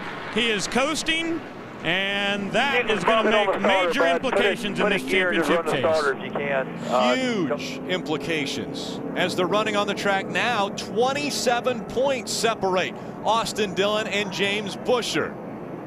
This will drop Busher all the way back to the 18th spot on the that's racetrack. assuming he can get it started, Phil. You know how hard these things are to get started. He could spend a couple of laps on pit road trying to get it started. Up, you get about $4,000 and hold it. Yeah, they're still there. Not going green this time. If he can look how fast the points change. He was 9 points behind 30 seconds ago, and now he's being shown 27 points behind. He could get some of those back if he gets it refired quick enough and gets back out there. How interesting is this restart going to be with Kevin Harvick and Austin Dillon now on the front row? Look at some of the other trucks now on the bottom of the racetrack trying to make sure that they keep fuel in the pickups. The pickups are over in the right rear corner. The centrifugal force of the fuel coming down into the left corner of the fuel cell will allow these things to run out of gas, just like James Busher did. Got fuel pressure? Keep going, keep going, keep going, keep going, keep going. Remember, he's down at the far end of the pit road. Quarter bunch, let's go, let's go, let's go. Those things. Got to make sure he has fuel pressure. We heard him say that. And he didn't have it, see? They wanted him to go, he didn't have it. Get the plug back up. And he's going to lose a lap. He just lost a lap. And most likely a championship chance too, Phil. He's out. He's out now. He would have to have something major happen to Austin Dillon next time at home. So, well, this race isn't over either. So. And Johnny Sauter. Yeah, but these guys are piled right up in the front. Yeah. Desperate to win a race. You ain't get no fuel pressure. No fuel pressure. We got a cable broke or something. Take a look back here at Cole Witt on the down at the bottom of the racetrack. Ty Dillon up top. Ty Dillon and Cole Witt, a little contact there. They're just trying to clean their tires. Yeah, clean their tires and shake the fuel around, make sure they don't run out of gas, and just got together. Ray, how about Austin Dillon? How's he doing? Well, worried about fuel here, Rick, and Danny Stockman had told him earlier, save us a little bit. Remember, they pitted last time on 99. The 31 ran out. Chevrolet, everybody out there saying, can we make it to the end? We hope so. A different engine builder now. That's a Hendrick Motorsports engine in that 31 truck. ECR in the 3 truck as well as the 2 truck of Kevin Harvick.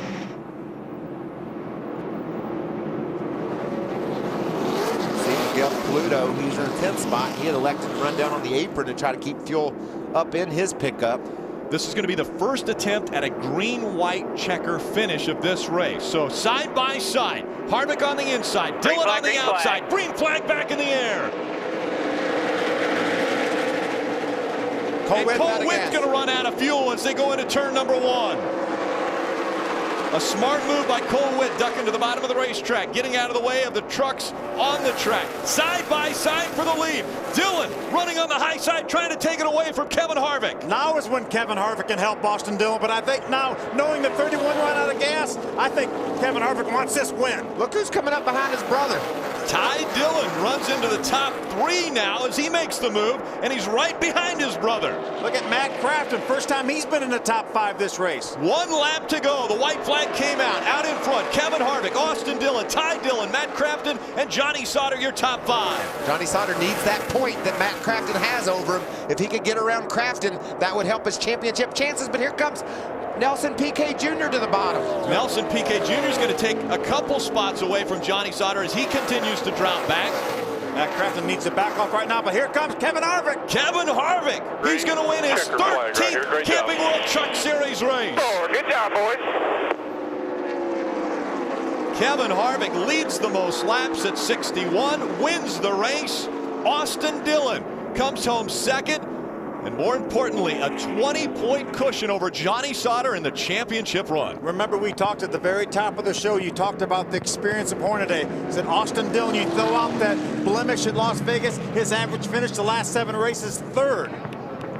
He bettered it a little bit. I think you mentioned something about an average point gain by Kevin Harvick in the races he ran.